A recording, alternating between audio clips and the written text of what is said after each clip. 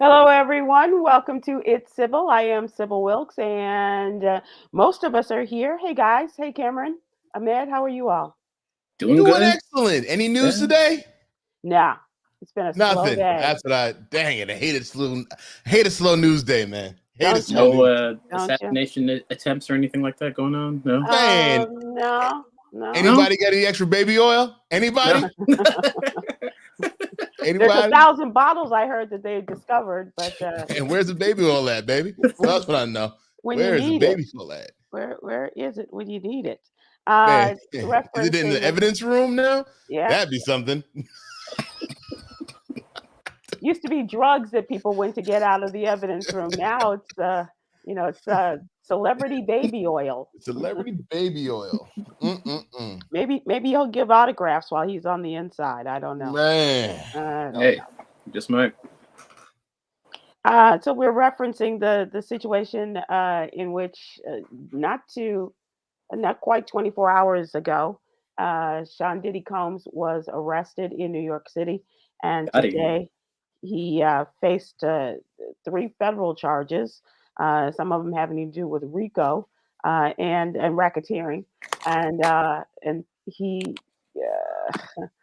went to court and pled not guilty. And his attorney asked that he be let out on $50 million bond. The judge said no, you will be held here until you stand trial. The attorney said no problem because it'll be a different judge and we'll come back and try to work a deal in the not too distant future. But just the details that came out of this story are just heartbreaking from a female perspective to know that these young women were allegedly treated this way, and that they are somebody's daughters, somebody's sisters and girlfriends, and now wives in a time that they were trying to get record deals and were told you do this or you will not get a deal. Yeah. Speaking to the families who know that they have talented children, who want their children to succeed, who are trying to get them some sort of leg up.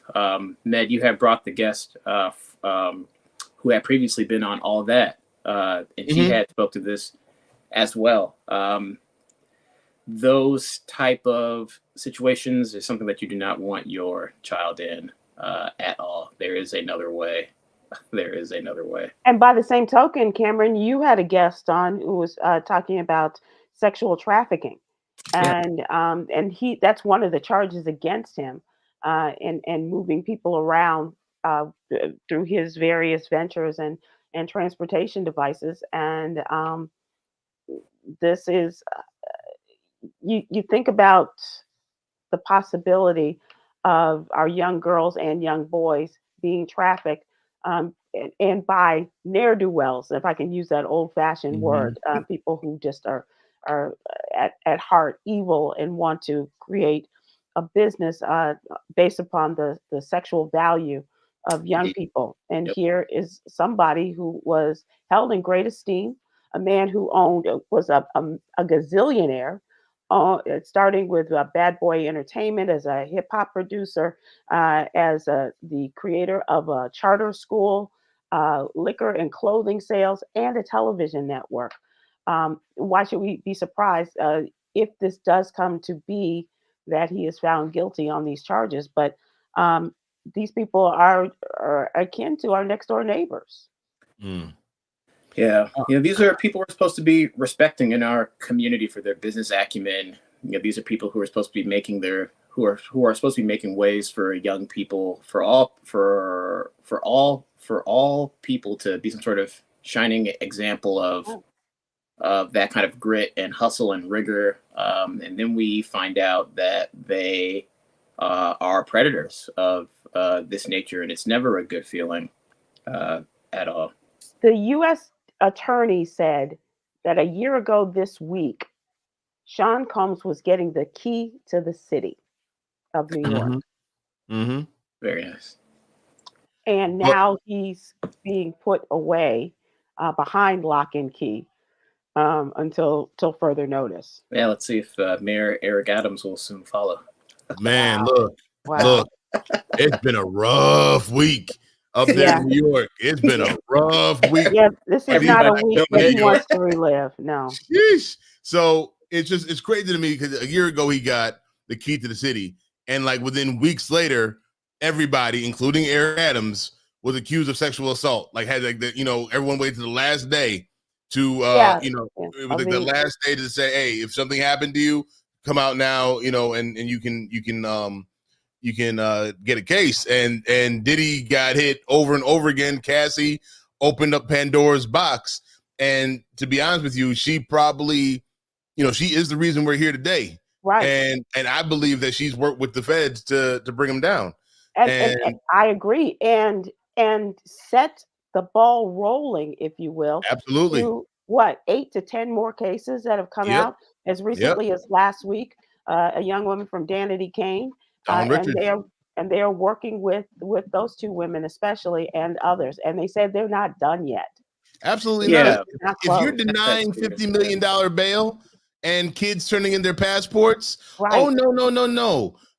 Diddy has seen his last days as a free man yesterday. That was his last day. Yeah, out to dinner with his family, taking selfies and pictures with fans and that was his last night of freedom. Yep. Yeah, well, he knew it was coming. His attorney probably told him. By the way, hey everybody, I'm here. Hey, Damon. Yeah. Hello, Captain Damon. Yeah. Clearly, he probably knew that that's why he made such a public appearance. Yeah. But I just was tripping on the evidence and the fact that it was thousands of bottles. I'm like, who goes to Costco? I've been horny before, but I ain't never had to go to Costco to get enough lube. I ain't never had to say this ain't gonna be enough. Anybody headed to Costco? Yeah, go get me 1,000 bottles of baby oil and 2 pieces of cheesecake. At Costco. Not the hot dogs, but the cheesecake. Okay. The baby oils, man. I mean, honestly, hey, hearing them talk about Freak Fest and the indictment, I'm like, yo, man, this is insane. But it's like what it's done also, Sybil, is kind of made what people used to just kind of joke about. Right. Is brought into like, oh wait, this is what the elite really do. Yeah. The elite really do some Jeffrey Epstein, crazy things. And Weinstein and now Cohnstein. This is what the elite do. And it's like Khameron said earlier, man, you got to keep, I know your kids want to get into entertainment, your kids want to be famous. And nowadays it's easier to get to that because of social media and going viral and becoming like the Hot Tua girl made a stupid clip and now she has her own network. You know what I'm saying? It's like, what the hell is going on? So, you do have to protect the kids. And then some of these kids, like Cassie, who was 19 when she started dating Diddy, it's only so much protection you can do of a 19-year-old. They're an adult. Right. You know what I'm saying? So you just Mama, I'm grown. You gotta hope that they take heed and don't get star-eyed and ignore all the warning signs, because the stuff that he kind of put her through, as his lawyer said, she, this was a willing participant. Right. You know what I'm saying? And so she was an adult, a willing participant. She could have left at any time, kind of. Yeah, but she didn't participate in that fight in the hallway, so it don't matter. No. I'm not arguing. I'm just making a point. Yeah. That should be the death knell for him. That's when I think the indictments happened. I think that's when the rage took place. That's when they finally had the smoking gun of him being a butthole, and that's where it went. But I had to tell y'all, I'm judging a comedy competition in about 40 minutes, and I can't go this slow and get there on time. So I gotta log out and go fast. Okay. And I won't be able to hear. So I love y'all. See you soon. Yeah. See you Sunday. Sorry, man. As you were. I'm sorry. Yeah, no problem. But you're right. I mean, but Damon was absolutely right about that. That video that came out, that was a death knell. And guess what? That it felt like that was the trailer to everything, because they have other stuff. Oh yeah. That tape was by the body oil and the guns with the scratched off serial numbers that were found in Miami. They have evidence. And I just don't understand what it is about these rich men who want to keep evidence of their actions against people and just act like, yeah, let's just On keep memories of video with through the of video. them being insane. Animals. It's crazy. Yeah. And so they keep doing this, and this is what's gonna happen, man. Yeah, absolutely. We'll talk more about this and what's really going on. Let's move to the conversation about the What You Need to Know newsletter. This is our Monday through Friday newsletter. We'd love to have you subscribe as we seek to super serve the African American community with stories by and about us. And it is absolutely free. Please go to SybilWilkes.com, give us your name and your email address, and we'll have it in your email box every Monday through Friday morning. Khameron is our political contributor and he's up on deck and talking about his particular story in today's newsletter about some states, what some states have done and what some states still have not done with the pandemic money. And they still have to do this in order to use the pandemic funds from the American Rescue Plan. It's kind of disturbing that you've had this time and now you come down to the wire. Oh my gosh, what do we do with the millions of dollars we have? Yeah, Sybil, if I asked you how many elected officials does it take to screw in a light bulb, or how long, you probably wouldn't say a year and some change. Right. But that is what it's looking like. The American Rescue Plan, Biden touts it all the time. It was a federal investment into the states to improve infrastructure and all sorts of other changes that states needed. This is different from the Biden bipartisan infrastructure bill, which was just federal. This is money from the federal government going to the state. Local, yeah. And some states have done quite a few things, spending almost $500 million on these infrastructure improvements. So cities like New Orleans, cities like Detroit, they've all invested in like water main projects, different critical infrastructure projects. But the clock is ticking on other states who have yet to do anything with all of this money. And they have until the end of the year, or else they have to pay it back. Which means more audits, more investigations, just things that are slowing the progress of these cities where Black people live. And so my charge in this article is just for any of you out there, if you heard a whisper of your local elected official getting a little bit of that COVID relief money, ask them where it is that they spent it. You ask people to show you the receipts. Yes, and ask them to show you the receipts specifically, because that's money that is supposed to go to your betterment. Things like stop signs, repairing street signs, repairing potholes, repairing flood runoffs along your roadways. All of those things are supposed to be used are completed by the American Rescue Plan. But there are some states like in Arizona. I was going to ask you, are these primarily red states that are not doing what they can with the money? No, I think it's bipartisan. They're just giant empty construction zones with not much happening. I think that they've been waiting for some people who they know to get in on the contract deals. That's why they've been like waiting to actually start anything. But either way, put some pressure on them, get them to use the funds before they have to pay it back.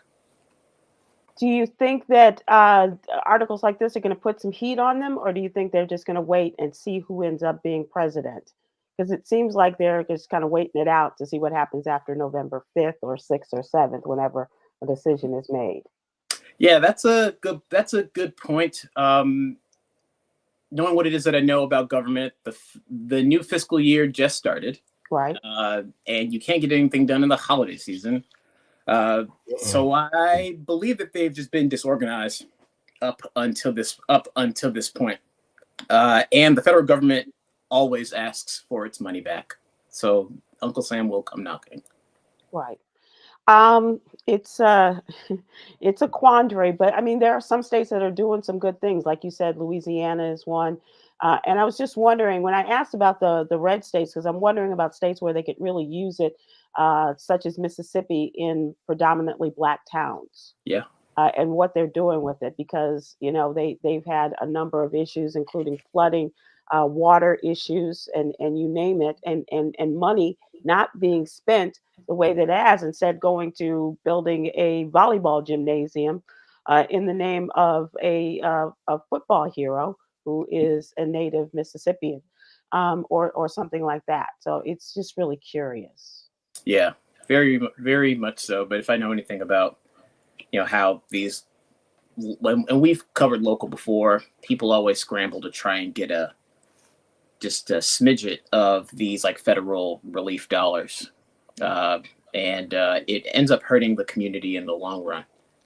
Yeah, the constituents who already suffered during the pandemic now have come out of this and are looking. We just need some help down here, like they said after Katrina, and not getting it, and the people who are in charge of dispersing the funds not doing it apparently. Not at all. Yeah. But election time is coming, and if you are not happy with the way your city is being treated, if you're not happy with the way the funds are being distributed, this is time to do your homework and find out who the governor, your state representatives, your Congress people, who is in charge, who's out there, doing the best they can for your city or your state. Yep. It's distressing. This week, Black Voter Registration Day, actually, it's National Black Voter Day, is tomorrow. And the question needs to be asked, how are we working to get Black folks ready to vote? And that means determining if we are registered. The article that I did yesterday, or today rather, is about a new poll commissioned by the NAACP, the historic civil rights organization, surveyed more than 14 million Black folks across 12 states. And it confirmed what we've already written about in this newsletter, earlier statistics that more than 1/4 of young Black men say that they will support Donald Trump in the 2024 presidential election.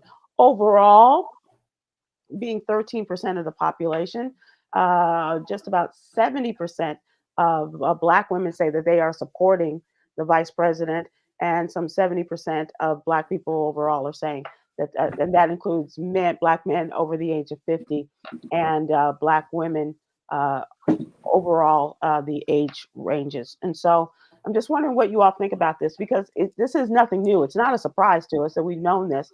And but are you getting a sense, either of you as young Black men, getting a sense that the Kamala Harris campaign is doing anything to change their minds and to have conversations? They got Black representatives out there. 2 Black men are running the campaign. 2 young Black men are running the campaign. And yet, is there a difference being made? I think that the whole Black men are running over to Trump narrative is a little overstated. Overstated, you say? Yeah, I think it's overstated. Is there a little bit of a I think you can help my funds, my pockets a little bit more? Yeah, there is a little bit of that, but I just don't think there's enough to make a difference on the African American side. Again, I will say this, and I'll always say this: if Black people come out to vote, Kamala's gonna win. You know what I'm saying? Like the Democrats win when we hit the polls. When we vote, yeah. Plain and simple. It's just numbers. So I just don't think it's gonna matter how many, the amount of Black men going over to the Republican side to vote for Trump this time, because they don't have a connection with Kamala. But I have heard Black men saying, saying some of the rhetoric, a little bit of it, but again, not enough for me to be concerned about it. Do I think that Kamala is doing anything to, get Black men per se? Mm-hmm. Not really. I haven't really seen Kamala really do anything out of the ordinary. You know what I'm saying? Well, you know what? You make an interesting point, and we are running out of time in the segment, so I'm going to table this was this a new until, one. My bad. no. But we will table this No, I till we got get you. to trending. But Cameron, I want you to think about that too, and we will discuss it. We need to get to the question of the day, and Monday marked the beginning of what could be the beginning of the end for Sean Combs' current life and lifestyle. Monday, just a couple of hours before he was arrested, he was strolling around New York City with his family and friends. His son, Christian, was among the group, and he even stopped to greet some fans and take selfies. Tuesday's unsealed indictment was announced, and then the prosecutors alleged that Combs violated the Federal Racketeer Influence and Corrupt Organizations Act. That comes down to the acronym of RICO. It's often used to target mobsters and drug cartels. Over 14 pages of details, the government claims that Combs operated a similar criminal racket from 2008 onward, 16 years, but one centered on fulfilling the personal desires of Sean Combs, particularly those related to sexual gratification. He was charged with 3 counts of racketeering, conspiracy, sex trafficking by force, fraud, or coercion, and transportation to engage in prosecution. He said that the U.S. Attorney Damon Williams, obviously no relation there, said he did not act alone and needed a lot of help to set up the freak off parties that you mentioned before, Med. The freak offs, they recorded the freak offs and they seized the footage in the raids, according to the indictment. Members of the Combs enterprise allegedly engaged in sex trafficking, forced labor, interstate transportation for purposes of prostitution, coercion, and enticement to engage in prostitution, narcotics offenses, kidnapping, arson, bribery, and obstruction of justice. So my question today is to ask you 2 young Black men and to ask the people, it's not your initial thoughts on this, but because certainly we, as you mentioned with Cassie and what happened in November when she brought a charge against them, and the next day the case was settled. But just in light of what you've heard over the past 9 months, and then what you've heard today, especially, just your thoughts about it. I full disclosure, I've never been a Diddy fan. I've never been a Sean Combs fan. It was just something about, I can't tell you why. Even when I met him one time at a BET event, it was just like, that's him, and that's what the big ta-da is about. I didn't get it. And he was with Jennifer Lopez at that time. I was like, what does she see in him? I still don't get it. I mean, I've seen him on stage. I all of these things, but I never understood the sexual attraction. I've never understood any of the attraction to him or to his work. Yeah, it was honestly that's the sexy thing for some people. It was power when it came to Diddy. It was power. It was influence.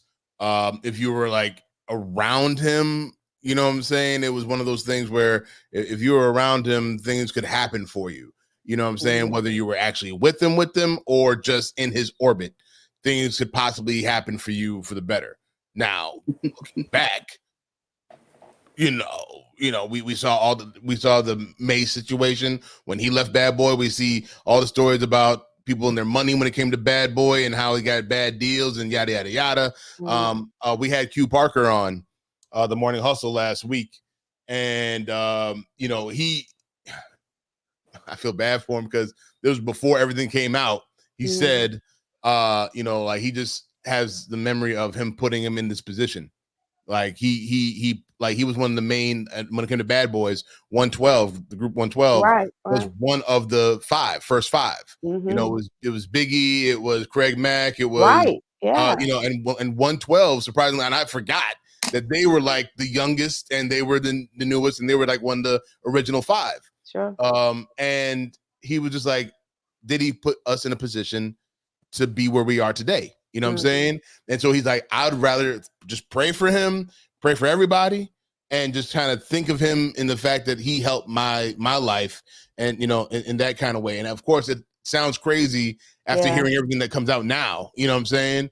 But it's just like it is what it is. Like he had that feeling about him, but we've seen all the negative things that have come from him, and the stories have been crazy.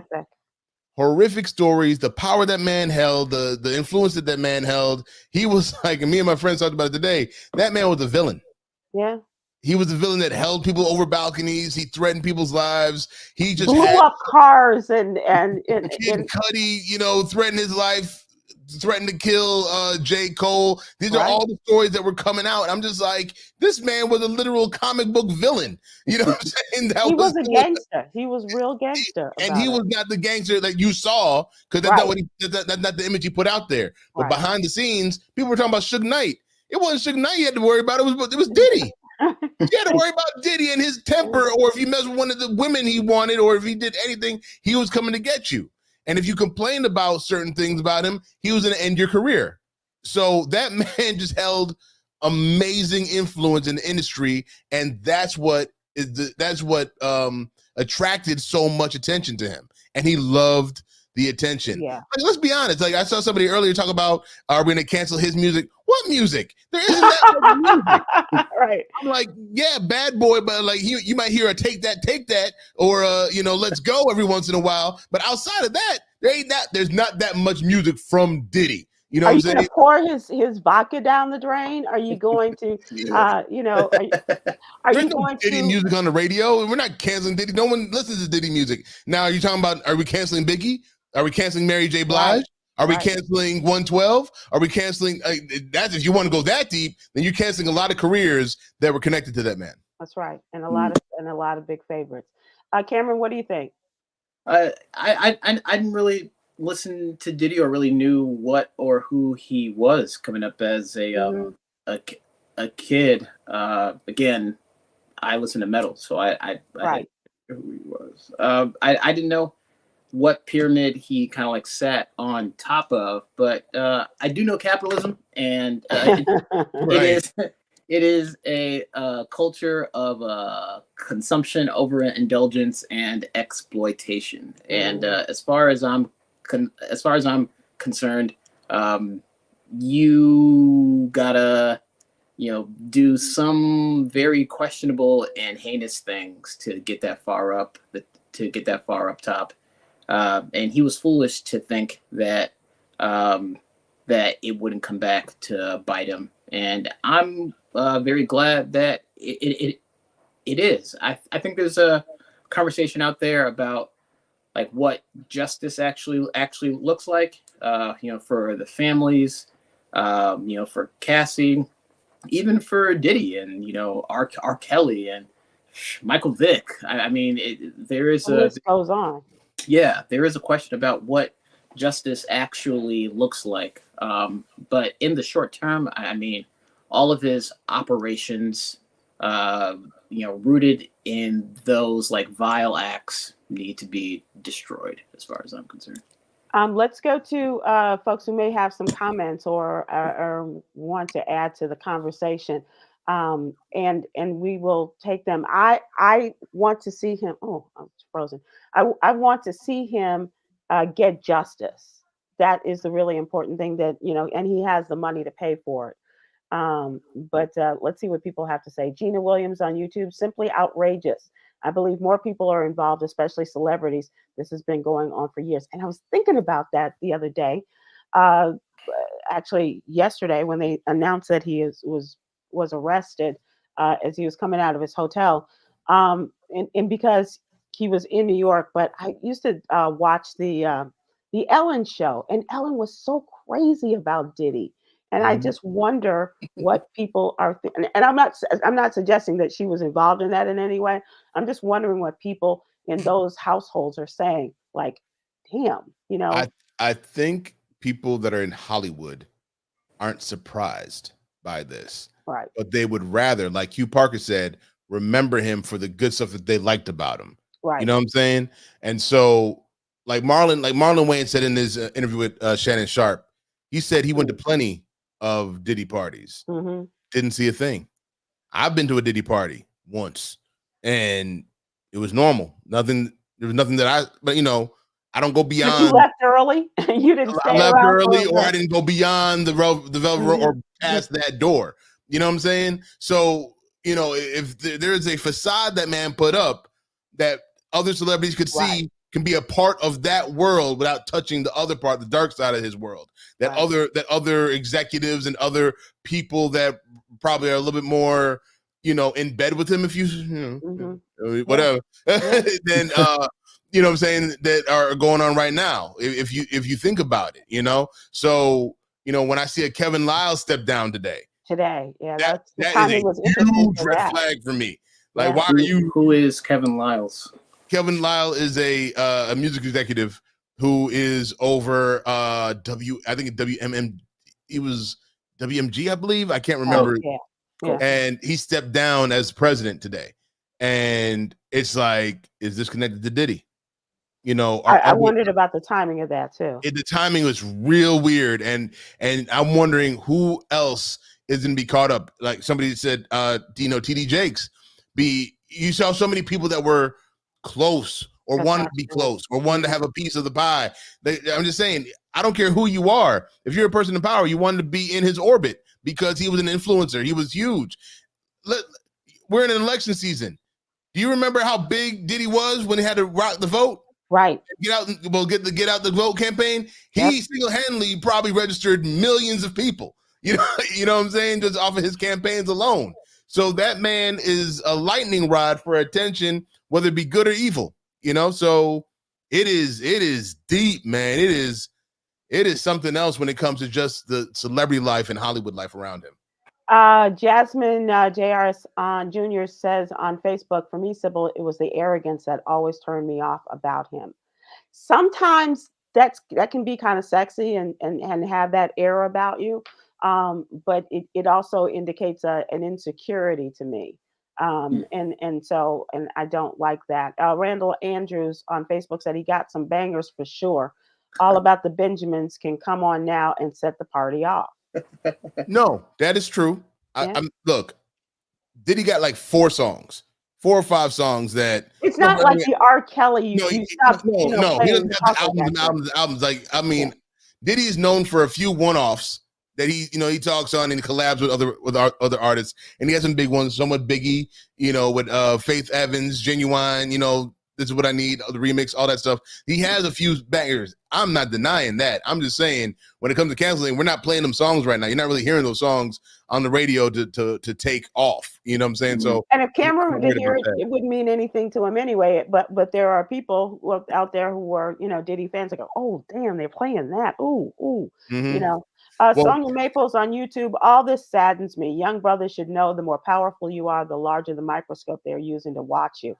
We can go through the list with Bill Cosby and go on down the list of black men who have done, in their own ways, done some dirty deeds, allegedly, and have paid the price for it. Even though Bill Cosby, not to use the word indelicately, but got off on his deeds, others are still paying the price, and R. Kelly is another one. And now I can't say that what R. Kelly did in comparison to Diddy is small potato, small change.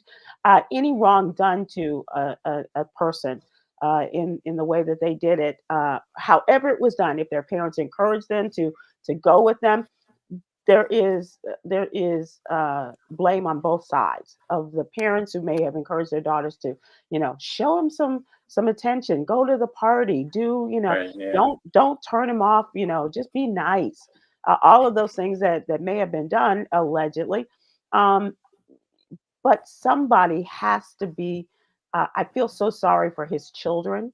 I feel, especially his daughters. I always think about this, and I used to have these conversations with people on the show, and ask him, do you have children? Do you have daughters? When you think about this, because do you have sisters? Do you have females in your life that you would not want to see done wrong to them, or wrongs done to them, I should say.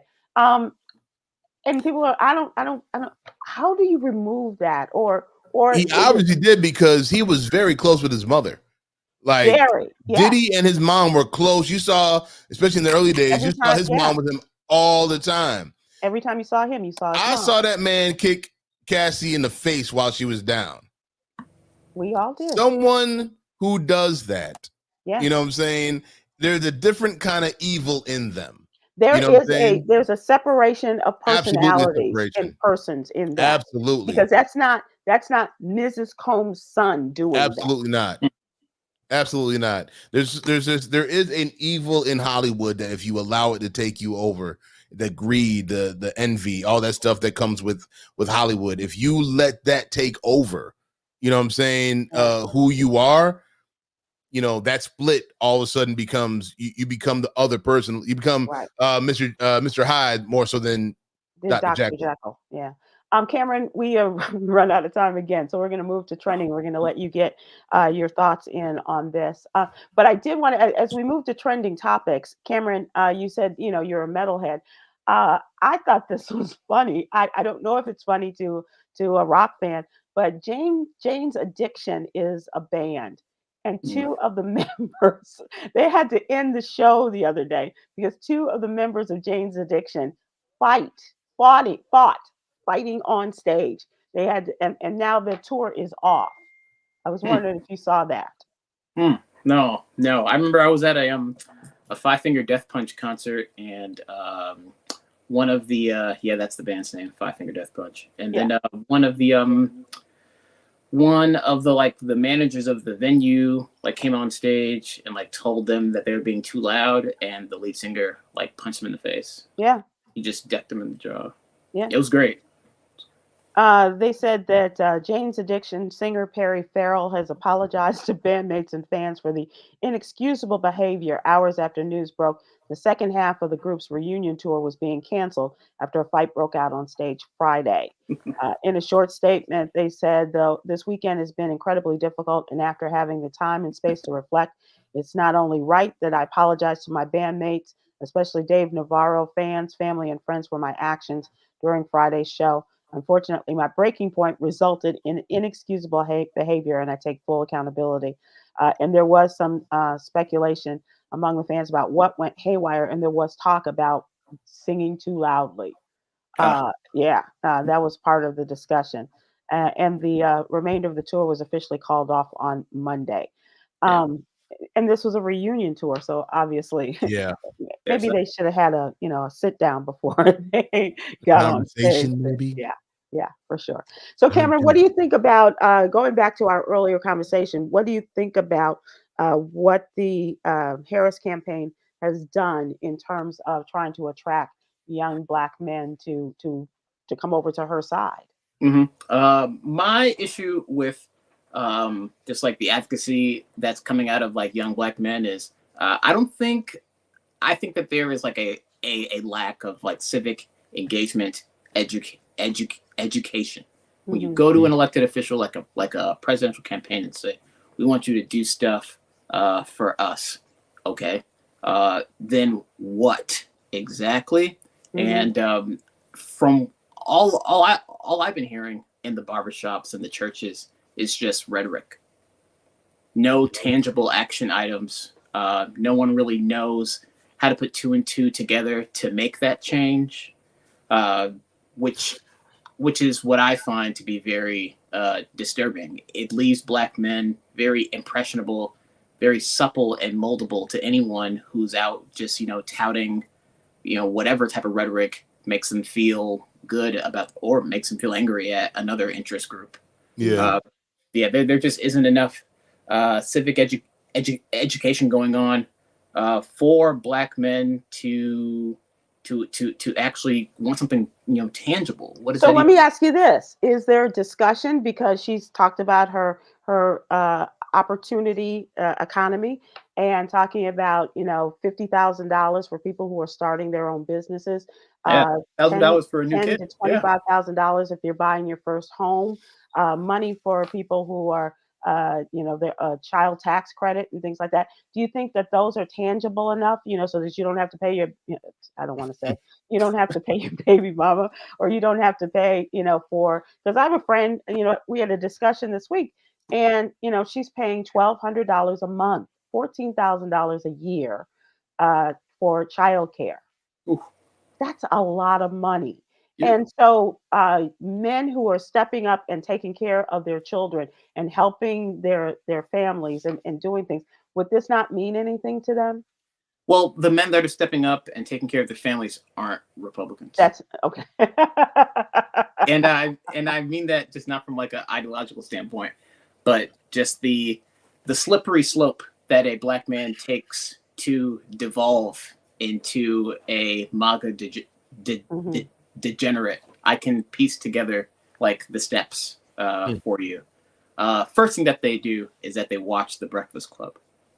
Okay. Wow. After that, oh no, I'm sorry. Dare I? No. I have no problem with it. Please go ahead. You didn't say they listened to the show, Well, yeah, and then after that, The Morning Hustle. Go ahead and listen to us as much as you want. Hey, go ahead. No, it's just a very slippery slope, and I think that those economic opportunities sound amazing. But Khameron, if she's been in office for 3 years, why hadn't she done it already? And therein lies a problem. And I think that, and as you say, people in terms of civics and political science, they don't understand. I'm just she was second in line. Bill. Yes.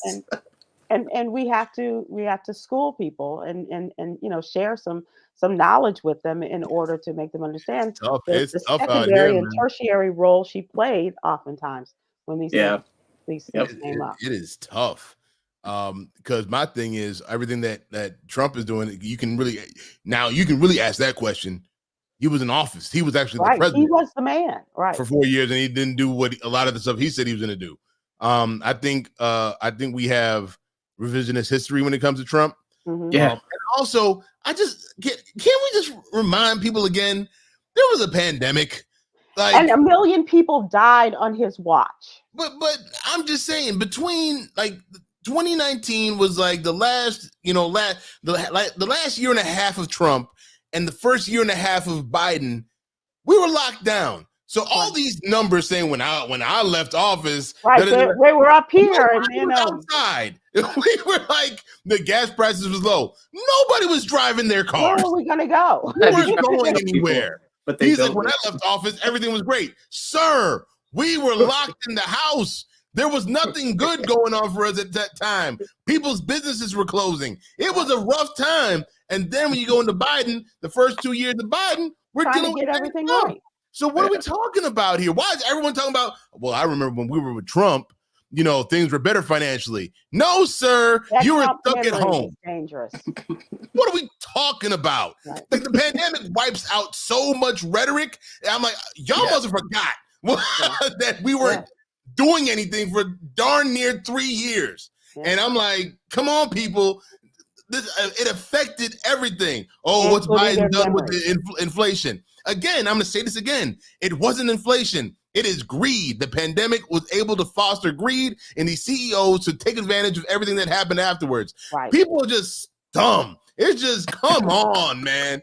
It's just Khameron, man. It's just dumb. It's like the pandemic never happened. And we were just like, all these numbers was brought out. Everything was altered because of the pandemic. We were at home. We were at home, and we were sending our people off to die because he didn't do anything. The great Malcolm X said that my people suffer from lack of knowledge. It's just crazy to me. Yes. It's unbelievable. It's unbelievable. But thank you for that. I appreciate it. Hundreds. Did you see this on the news today? Hundreds of Hezbollah pagers exploded at one time in an apparent attack across Lebanon today. At least 8 people were killed, more than 2,700 injured, almost 3,000 people injured, many of them Lebanon-based Hezbollah fighters, when the handheld pagers they used to communicate exploded. The health minister said that the blast took place in several suburbs of Beirut, and said many of the victims had injuries to their faces, hands, and stomachs, and that one of those killed was an 8-year-old girl. What? The direct cause of the explosions, which happened to take place simultaneously at 3:30 in the afternoon, was not immediately clear, but Hezbollah quickly blamed Israel for what it called its sinful aggression, saying that Israel would get its fair punishment. A Hezbollah official told the news agencies that the detonation of the pagers was the biggest security breach the group had been subjected to in nearly a year of war with Israel. At 3:30, we're going to set them off, and everything happened. And you can just see like the flashes and people falling to the ground, and other people, standing too close to them. And it was crazy. You know what, Sybil? Here's the thing with that is that the Israeli military doesn't have that sophisticated means of like international counterintelligence. Yeah. I'm willing to believe that we taught them how to do that. Right. I'm willing to believe. Now, their military intelligence used to be great. Their intelligence, and which is why a lot of people were questioning how did they allow this to happen on October 7th, right, of last year. But now they're showing some weaknesses, and perhaps, there was some schooling there. That is awful. Whenever I hear about something like that, I always believe that it's a test for something bigger. Mm-hmm. And to have like a remote detonation, something like that on small devices at one time, the question becomes, where is the next target? It sounds like a test to me. Mm-hmm. And a test worked. Yeah. And now how are we going to do this on a larger scale? And the first thing that came to my mind, Ned, was that it was done by Hezbollah. Mm-hmm. And that they were seeing, something, because they don't have a problem with losing people and people giving their lives to the greater cause. And so my initial thought was, this is Hezbollah said, well, we're going to lose some people, including maybe some children. But if we can put the blame and put all of the attention on Israel, then we have something, to really come back at them with greater force. It's a horrible way to think in our world today, but our world really requires us to look at things like that. That's been like the anti-West game plan so far. Mm-hmm. Is to just make Israel look really bad. And honestly, by all accounts, at least domestically, they have succeeded. So, but to lose upwards of 50,000 lives. Women and children, schools and hospitals. Those are the kind of like power games that people play. Yeah, and losing those people today, the way that they did, is a down payment for the damage that I believe that they may be planning to do on Israel in the long run. It's horrific. The vice president met the Black press today.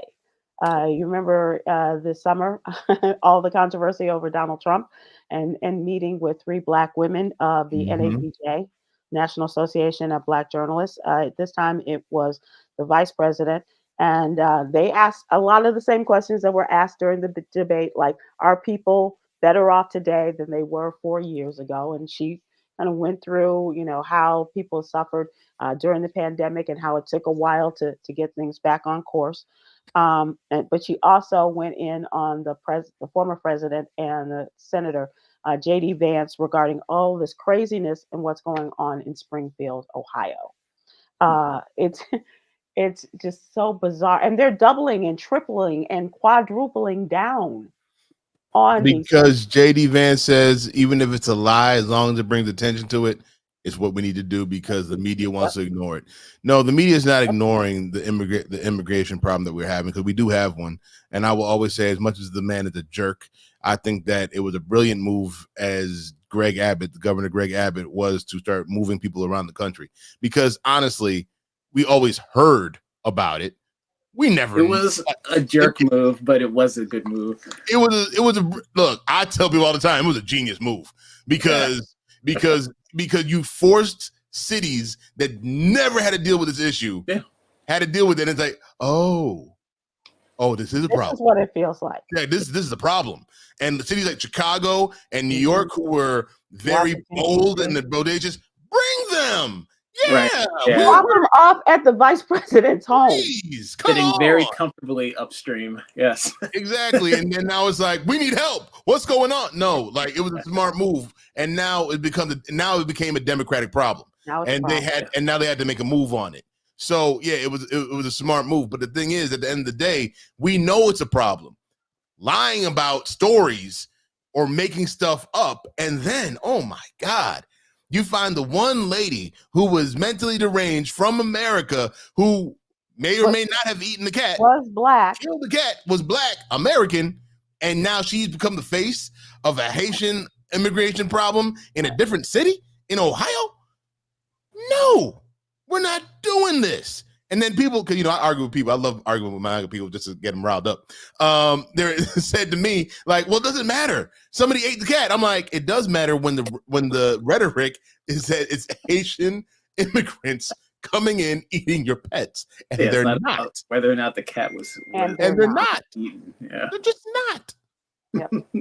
It's and to take the attention off of the real matters and the real things that are happening to this country, and using and having this loomer woman come up with all of this craziness, that she's so crazy that Marjorie Taylor Greene says she's crazy. It's like, oh, she's the furry lady. Yeah. And your vice president candidate got an Indian wife. Right. Right. And the other things that are going on, with the second attempted assassination, Yeah. What? So what happened? There was a guy in a bush with a gun. It was sticking out. It was sticking out of a fence, and one of the Secret Service guys, of which there are not many, following the president, found this gun sticking out of a fence, and then a gun with a scope and the backpacks and the tiles and at Mar-a-Lago. No, it wasn't Mar-a-Lago. It wasn't Mar-a-Lago. It was the golf course. The more I listen to it, the more I think that they found this guy because he's a nutcase. This man is a straight up nutcase. And they found him and said, hey, this is a great guy to use. Hey, man, stand right here. Here's a gun. Just stand right here. You're not the first person to say that about him or about the one that whizzed past Trump's ear. Well, yeah, he was in that case too. Yeah. But my thing is, it's just, I'm not going to be the guy who lets karma come back on him. So I'm going to go ahead with this whole assassination attempt, whatever you want to call it. And I'm just glad nobody got hurt and that nobody died. And let's see if it boosts his poll numbers in the swing states. Nah, if the first one didn't, the first one he got nicked. This one, no one got shot at all. Nothing. No. Yeah, no. He probably needed no. If he wants to boost up, he didn't need to get hit in the shoulder. Third time's the charm. Right here. A fleshy part of his body needs to get hit. Well, there's a lot of room to yes. Yes. Let's move to entertainment. And as we mentioned this week, we lost Tito Jackson, one of the middle sons of the Jackson Five, according to reports, suffered a medical emergency in New Mexico prior to his death over the weekend. An officer from the Gallup, New Mexico Police Department was alerted to an individual requiring medical attention Sunday evening. The officer subsequently requested an ambulance for the individual, who was later identified as Tito Jackson. He was then transferred to a local hospital where he was pronounced dead upon arrival, and details on his condition leading up to the hospitalization have not been disclosed. This information is derived from the preliminary investigation that's still ongoing, according to the release. And investigators are actively interviewing witnesses, examining both physical and electronic records. And their understanding of the facts and circumstances may evolve as additional evidence is gathered and analyzed. His sons, members of 3T, Taj, Terrell, and TJ Jackson, confirming their dad's death and speaking out. And I said this yesterday, and I want to repeat it in their Instagram account. They said, it'll forever be Tito time for us. Please remember to do what our father always preached, and that is to love one another. And in times like this, where all this crazy stuff is going on, That's all we can ask, is that we Yeah. try to, extend some understanding, and perhaps without judgment, and to lead with love. Uh, James Earl Jones, Frankie Beverly, and Tito now Jackson. Jackson. That's the big three. That's the three. Yep. I met him in 2019. Very nice guy. I got to spend some time with him in 2019, and his son TJ. Both very great people. Yeah. I love spending time with them. So, Tito Jackson, rest in peace, and prayers going out to the family. Absolutely. Khameron, did you ever come across any of the members of the Jacksons? No, I haven't in my lifetime. I do know a family relative of theirs who's a friend of the family. Times like this, I just want to just hold Janet and tell her that it's okay. Just, Is that right? yeah. There, my dear. Good squeeze. It'll be okay. Lean on me. Yes, yes. Miss Jackson. I too did. I have an opportunity to meet him on one of the cruises, and he could not have been lovelier. Just a really nice guy. Just a really nice, sweet, gentle, soft-spoken man, and but just very kind. Very, very kind. We're going to close out with today's jewel. Embracing failure fosters creativity by encouraging us to try new approaches without fear of judgment. Speaking of judgment. Nice, Yogi. Embracing failure fosters creativity by encouraging us to try new approaches without fear of judgment. So go out there. We're not going to judge you. We're just going to encourage you to fly and to do your thing. Okay. Thanks, you all. Thanks, guys. We appreciate it. Maybe one day Captain Williams will be able to stay with us for the whole show. Take care, everyone. Aloha. Aloha.